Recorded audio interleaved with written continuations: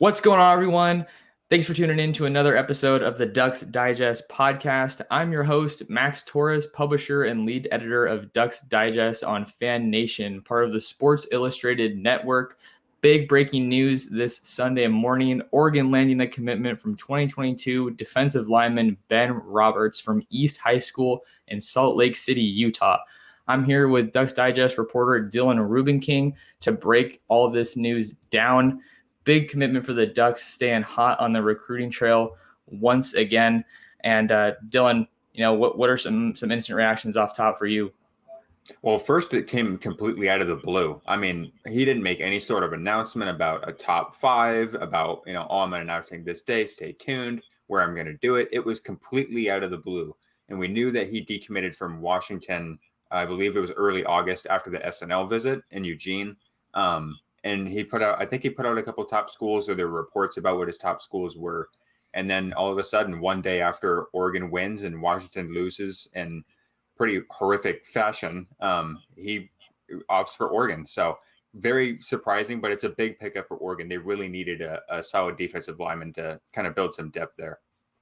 Oh, no doubt. They really needed to strengthen up the trenches. Mario Cristobal has made that his calling card for the longest time. Maybe just coming at a little bit of a different time, with regard to the 2022 class here. But spots are getting tight. We want to break down all of that and more in this podcast. So I'm messing around with a little bit of my settings here on my end with the computer. So give me just a second, folks, while we do this. A little troubleshooting ish. I mean, it's not a problem, but we're just gonna flow with it.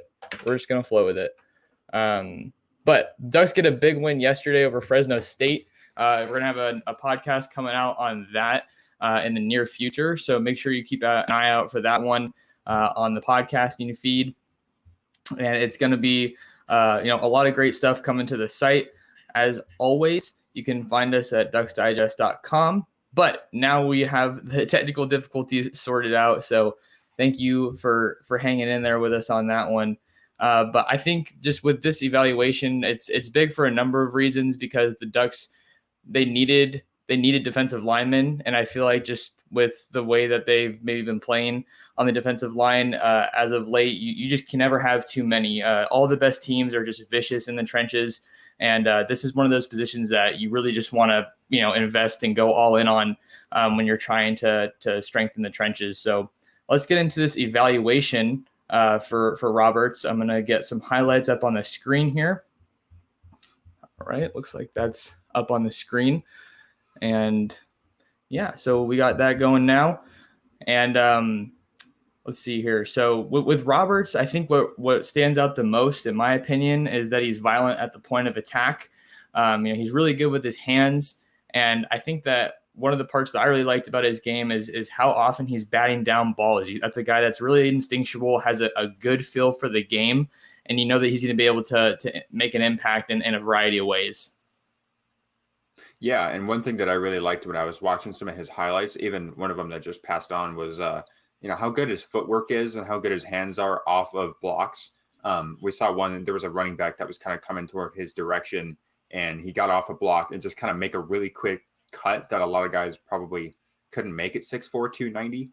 It was pretty impressive. He's not the fastest guy. He's not going to, blaze off the edge and get to quarterbacks in like 2 seconds. But he's very powerful, like you said, very vicious at the line of scrimmage.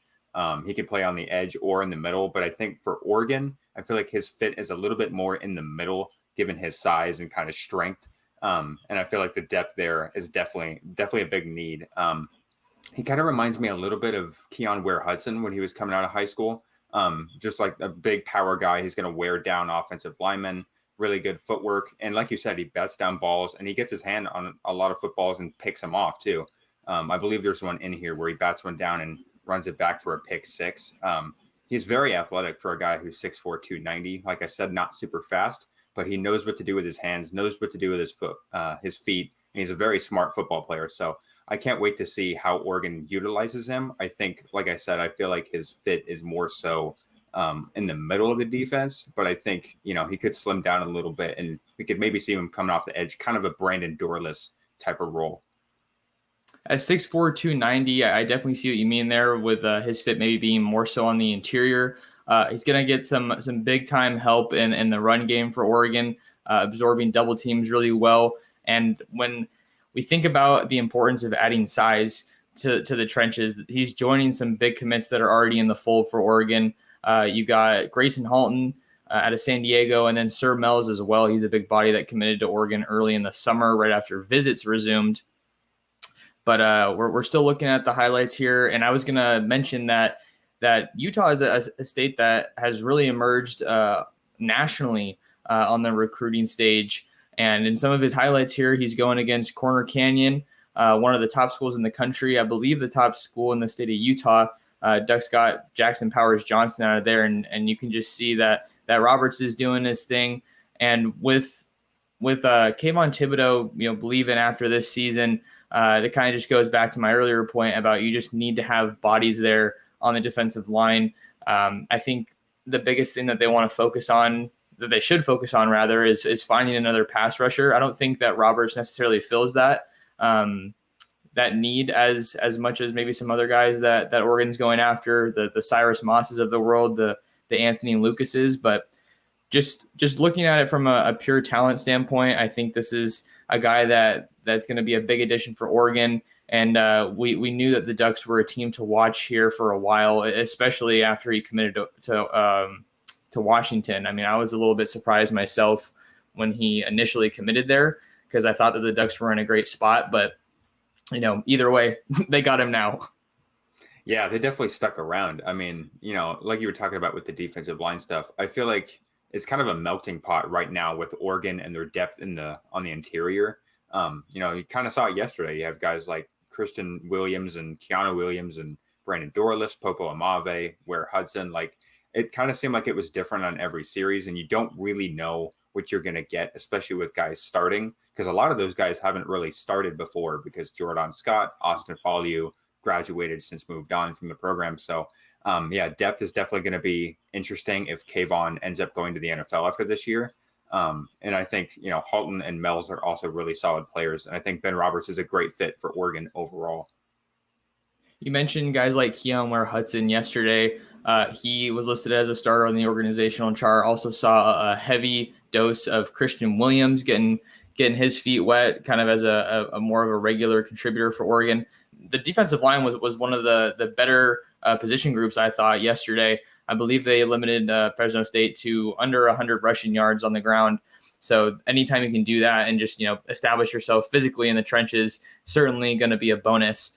But we talked about the pure talent and kind of what Roberts brings to the table. But what makes recruiting so fun to follow is that there's so much more at play. We want to talk about the landscape, what this means for Oregon, with their 2022 class, and there was obviously going to be some effects to other classes here, mainly in Washington, who's just had a heck of a weekend. Isn't that right, Dylan? Yeah, that's for sure. I mean, they came into that game against Montana. They looked like it was going to be an easy win. And I was watching some of the local Seattle news, and they just had a meltdown. And it just, you could definitely tell that, Husky fans are really upset. I mean, they were missing a lot of guys, but that's definitely not a good look, especially if you're committed there. And Ben Roberts was already decommitted before that, but I feel like last night he was kind of like, I'm pretty glad I decommitted from there. It's kind of a dumpster fire is the word that we were talking about earlier.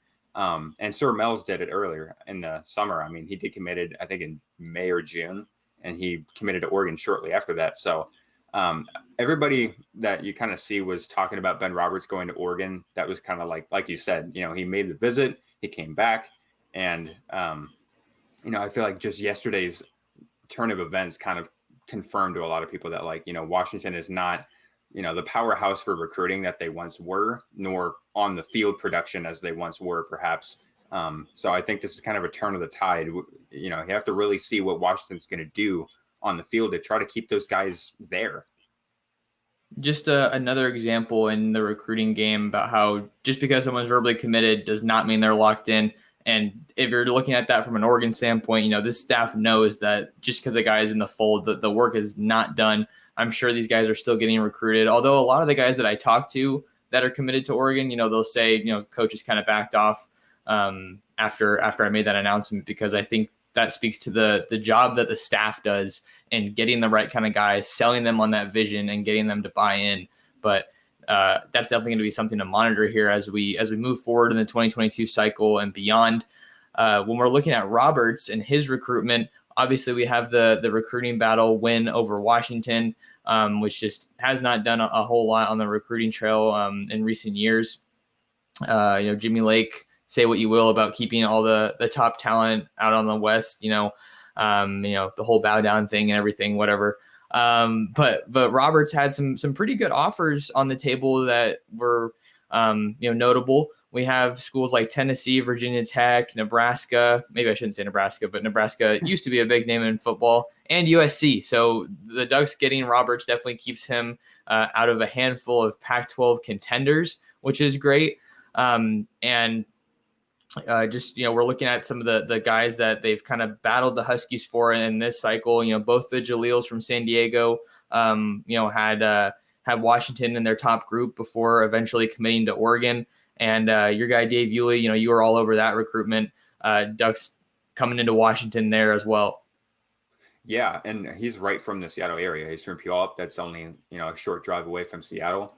And a lot of those guys had made visits to UW and Oregon. So, it wasn't like, oh, he made one here, he didn't make one here. Kind of like what we saw in the 2020 class in 2021, where the pandemic, you couldn't go visit. You kind of knew what they saw. You kind of knew what they were working with. And it's just clear that Oregon has, not just the better facilities and the stadium and that kind of atmosphere, but, the football program, the coaching staff, and all that kind of stuff as well. That's definitely shown in the last couple recruiting classes, because, look at the guys that Oregon's brought in, the 5 stars, the 4 stars, the talent from all over the country. Guys who have decommitted from other big programs coming by, like Satania from Texas A&M. So, it's really, really impressive that Oregon keeps tabs on guys even after they've committed. You don't really hear about that a lot. Like you said, the work's sometimes done whenever a guy commits. Some coaches kind of back off. I don't feel like Oregon does that. I don't feel like Cristobal and his staff are that kind of, that kind of group to just kind of say the work is done after they've verbally committed somewhere else. So it's nonstop. Yeah, absolutely. So I feel like Ben Roberts was always kind of keeping it open. I never really felt like he was super locked in, because he was announcing every offer. He was still making visits. And Washington was just not, racking up the guys on the 2022 class that they were expected to, given everything Jimmy Lake has said. So yeah, it's really impressive that Oregon just keeps taking from UW. I know Ducks fans are overjoyed. Obviously the win wasn't as pretty as it should have been, but I feel like the events of today and last night with UW kind of makes it a little sweeter for them. Absolutely. And clearly that visit gave Roberts plenty to think about, that visit to Eugene for Saturday Night Live. I've said it multiple times, and I feel like it's worth repeating. The Ducks, they just need to get guys on campus, and that's part of the big battle for so many people coming from all over the country. Whether it be them trying to get more into the South, visits are starting again, but so has the 2021 season. I've talked to a lot of guys this past week and asking them about trying to come out to Oregon, and they're saying, well, the season's going, it's going to be a little tough.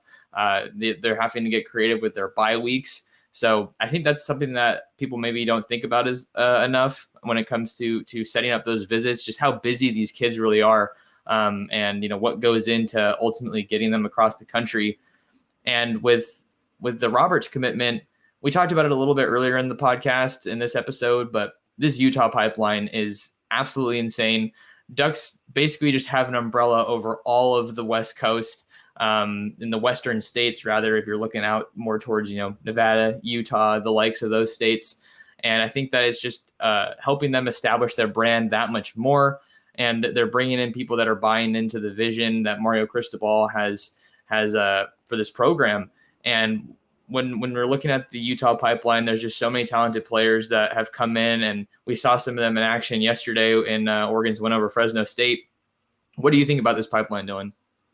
Yeah, I mean, it's super impressive. You talk about guys like the Sewell brothers, you talk about Jackson Powers Johnson, and then you talk about states around there, Arizona, like you said, with Todd Thompson, Brandon Buckner, all those guys as well. Bram Walden's another one. So in Nevada with Sir Mells, and they're still looking at guys like Cyrus Moss, and they have locks on Bishop Gorman. So just in that area, not just the West Coast, not just locking up Oregon, not getting guys from California like they always do. Getting states around that as well, because that's still Pac-12 country, is still really, really big. And then you talk about, you keep mentioning the word pipeline, and I feel like, you keep saying like we have Texas pipeline, we have the Florida pipeline, Arizona. Like, I feel like it's safe to say that Oregon is a national brand at this point because of how many pipelines that they've built across the country. I think it's just really easy to say that now. And you talk about like, they have some in Alabama, they have some roots there. They have stuff in, I believe, New York. I think they brought, or not New York, Pennsylvania. I think they brought somebody in the last couple of years. And then you talk about the entire West Coast, Washington even. So, it's really impressive that they continue to build not just in the West Coast, but in the Midwest and in the South and all those places as well. They are a national brand. I think it's, I feel like that's a fact at this point in the recruiting cycle. Oh, absolutely. It is. There's no doubt about that. The concept of the pipeline is such an interesting one to follow because the Ducks don't have the talent in state that a lot of these other big time programs do. And if they want to be competitive and make noise nationally, that's what they have to do. They can't afford to stay in Oregon. Oregon certainly has some talent. You have Keith Brown and in this cycle you have Darius Clemens, Trajan Williams. Williams already in the fold for the Ducks. But now that I think about it, with this commitment, obviously space is getting really tight. Since I mentioned Clemens, let's shift it just a little bit here on this episode of the podcast. 20 commitments in this class, but there's still some guys that Oregon's going after and that are worth keeping an eye on.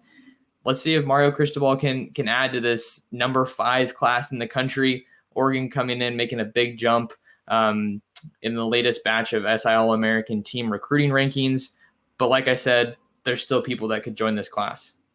Yeah, there's still a lot of work to be done for sure. And even though, the season started, the 2023 cycle starting, they definitely want to finish off the 22 cycle on a high note. And they have a lot of guys that can really put the cherry on top. I mean, you talked about Darius Clemens. Even at the receiver position, there's Kevin Coleman. That's another big one.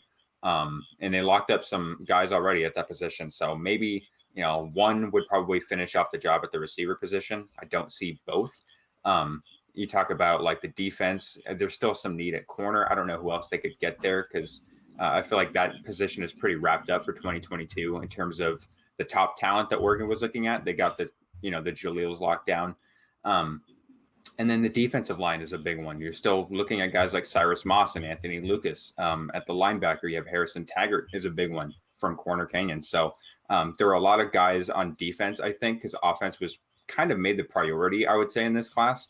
I think the defensive front 7 is going to be a big look. If you're going to get more guys, I think there's probably only room for 3-4 more guys in the class, maybe 5. I feel like 25 is kind of a lot given the depth they already have with the guys in 2021 and before. So I don't feel like they'll add, it's going to be a loaded one. Cristobal's already said that, but I don't feel like they're going to have too many at one position where, you just have too many battles and guys, just can't get playing time. So I feel like defensive line and linebacker is going to be big. I would say Cyrus Moss is probably really close.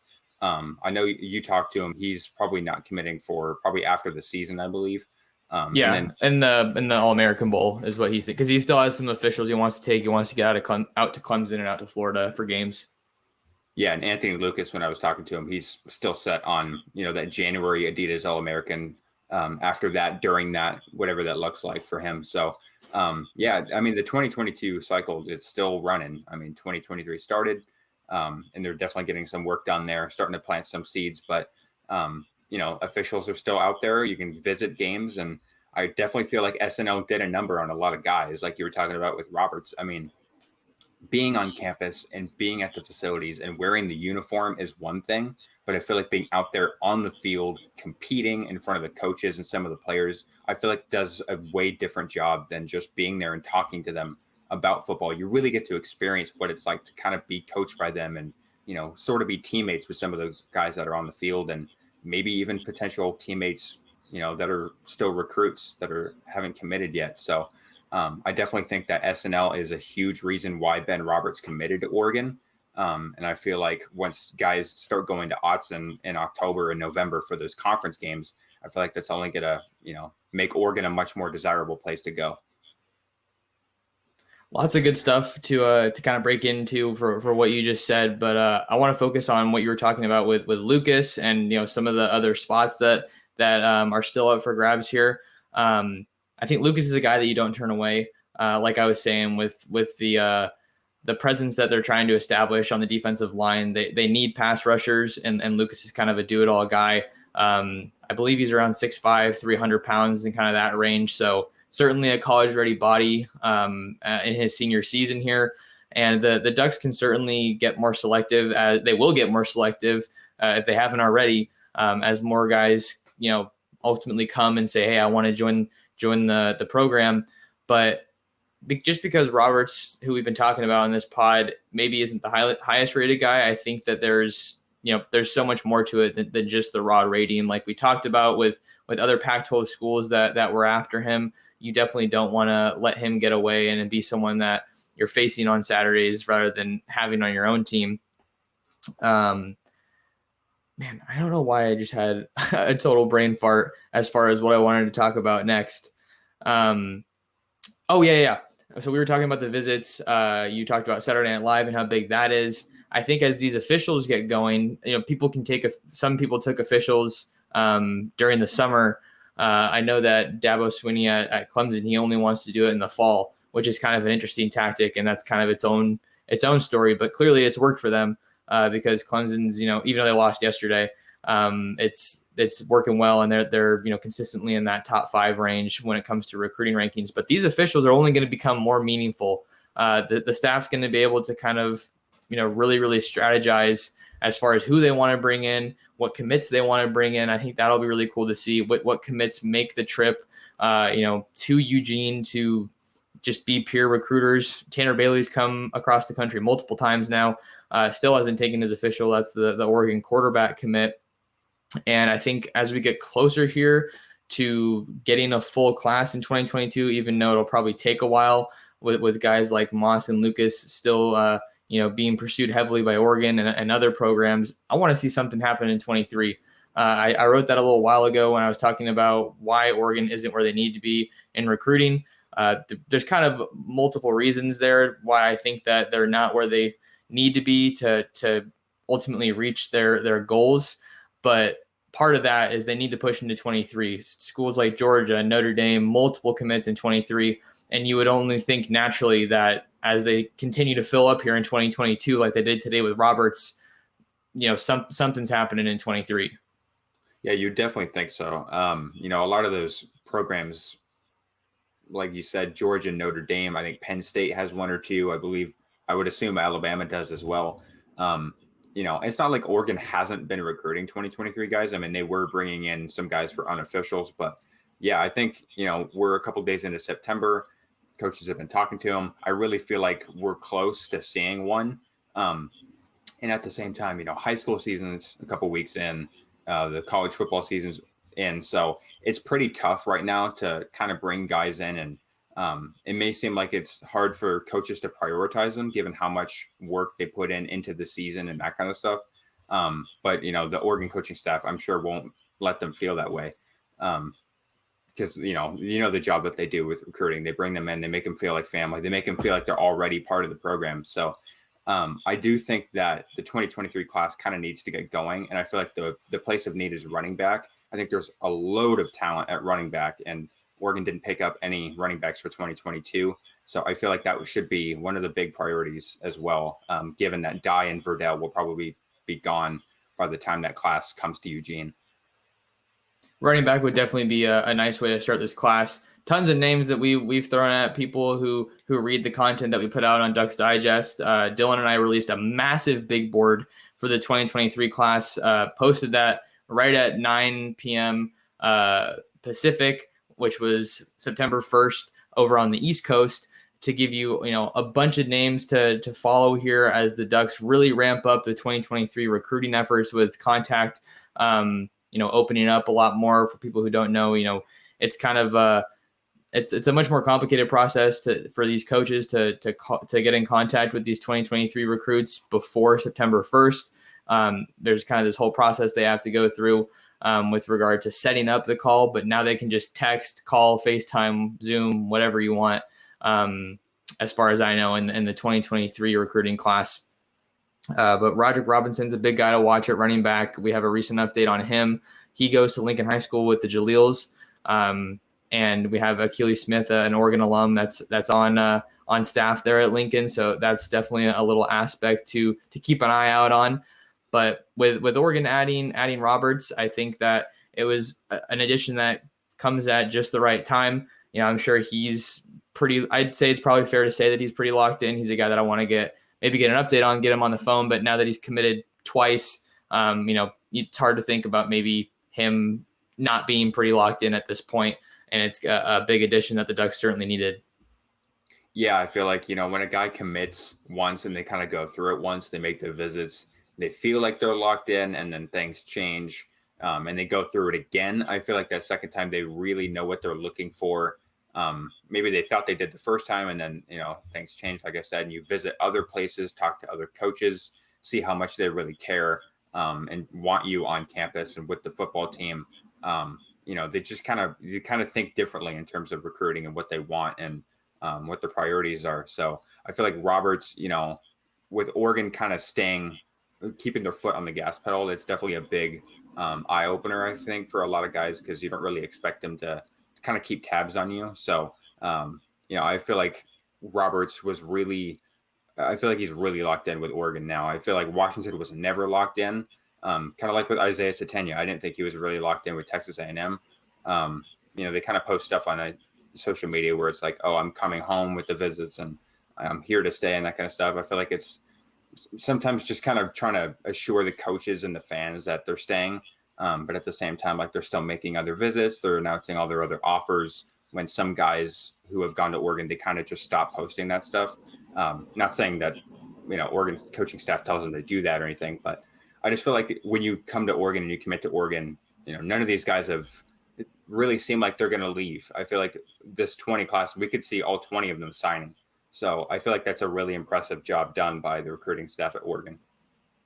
It just speaks to how hard it is to hang on to these commits, but also how hard the staff's working and how efficient that they've been with everything.